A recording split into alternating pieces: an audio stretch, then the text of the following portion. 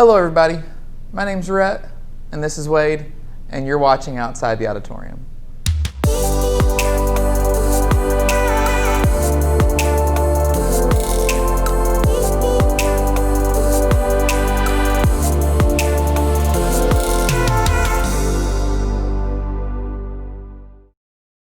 Wade, thanks for being with us today. You're welcome. Got a list of questions I'd like to ask you. You're very serious.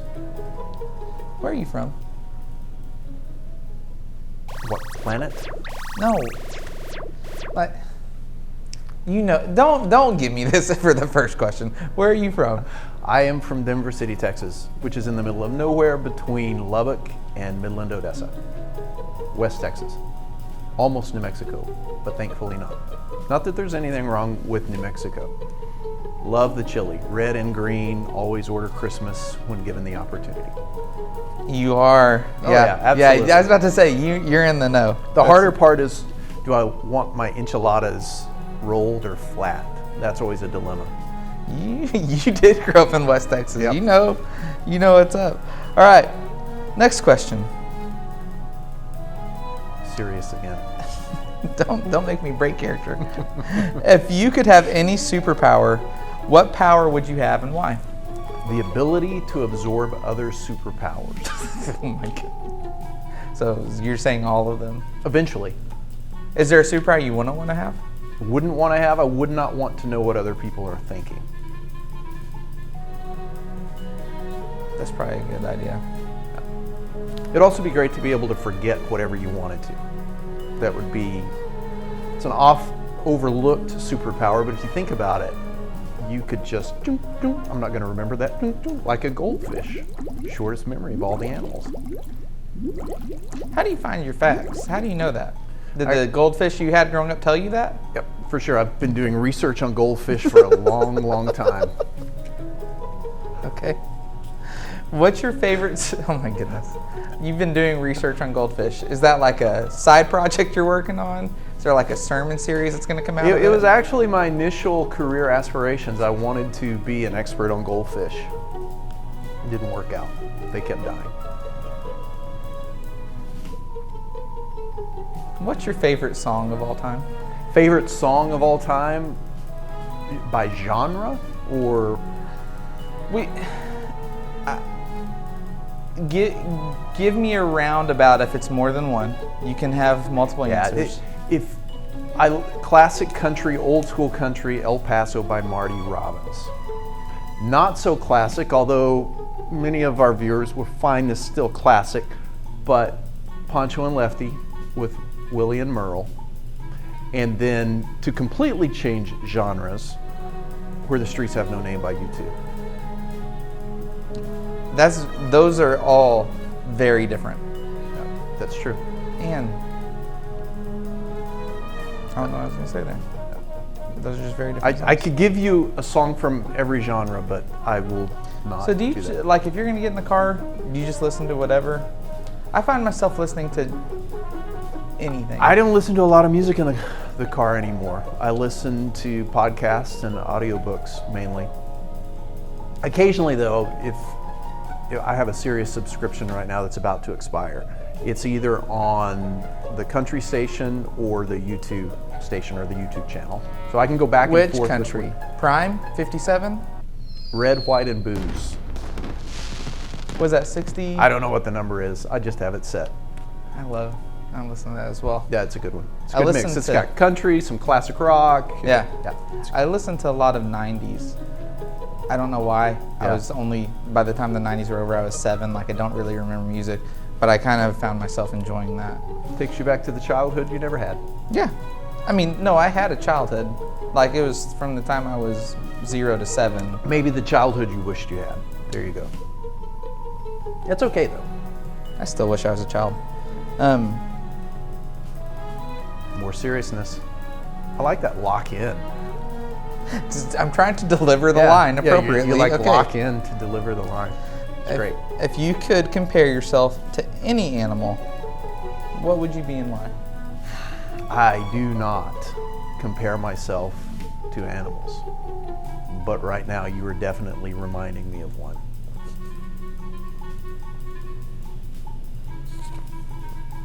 What are some of your interests?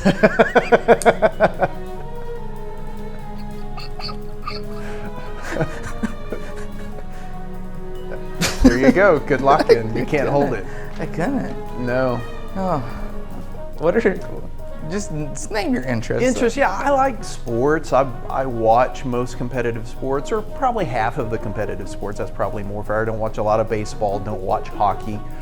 Will watch basketball and football, and some tennis. I always like to watch tennis, so I like watching sports on TV.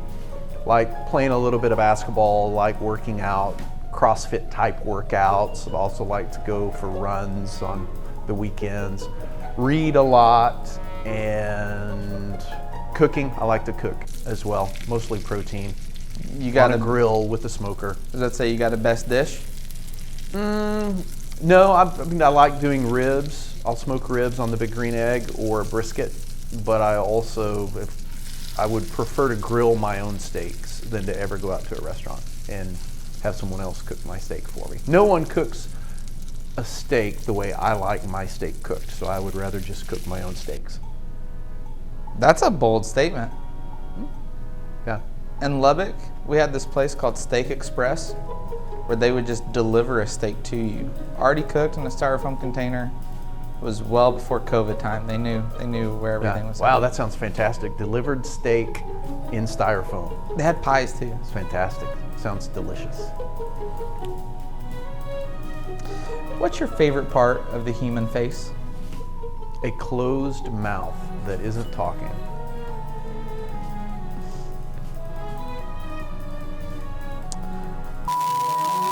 So let's transition a little bit into kind of a newer, kind of more calm set of questions. Because these have been so exciting up until this point.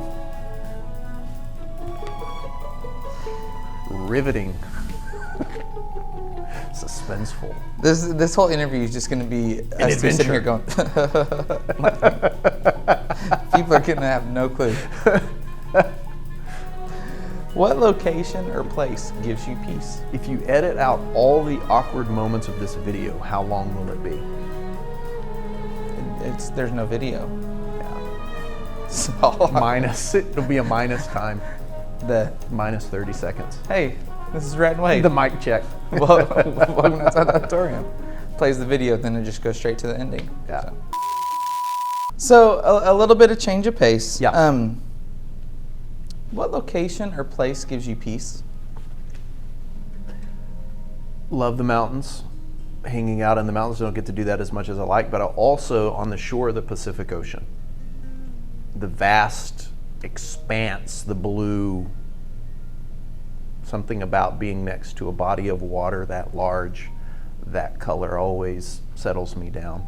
And if I could be near the mountains on the shore of the Pacific Ocean, even better. And there are a few places where you can do that. Nice. And so this next question is kind of in a spiritual and an emotional meeting, not necessarily physical. Yep. How do you rest? I exercise.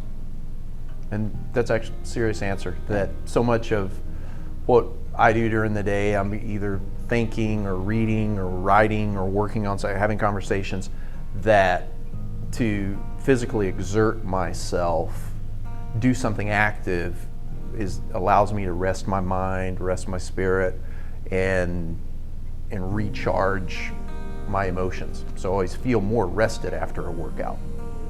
Nice.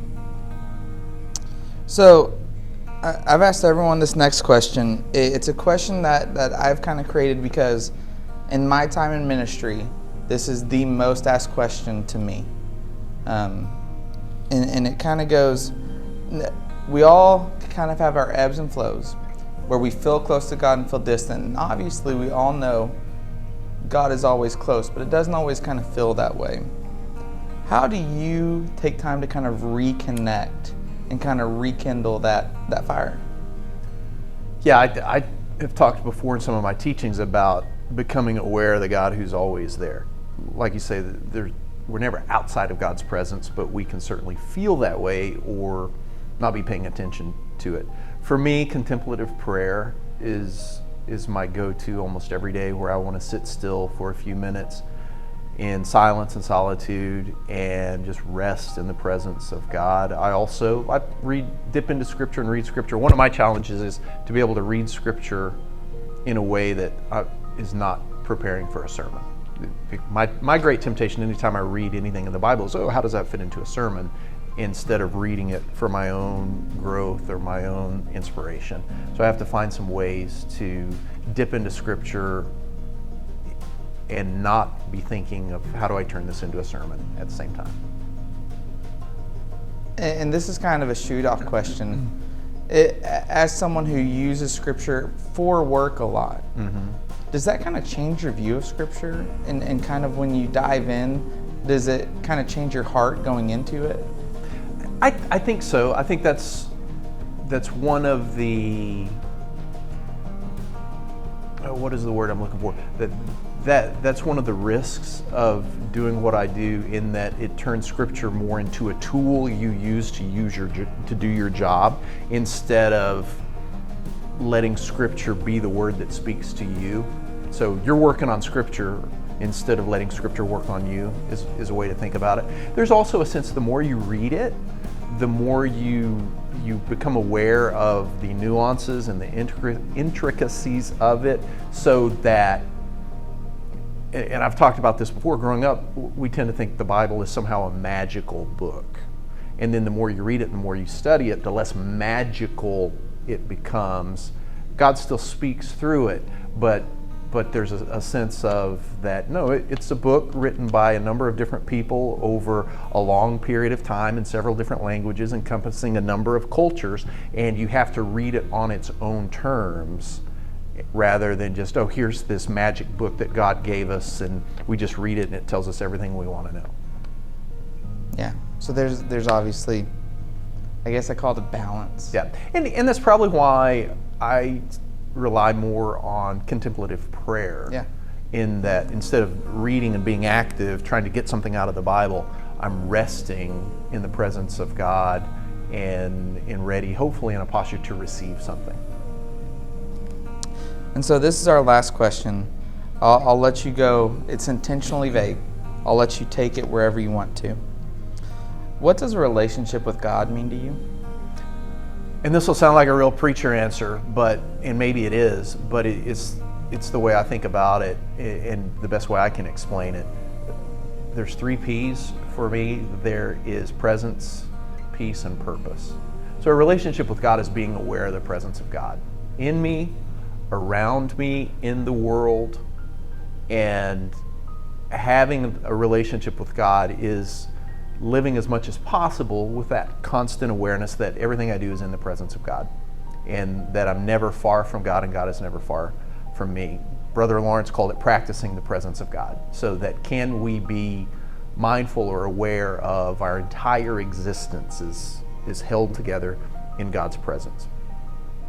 So having that relationship is becoming more and more aware of that presence, which is almost always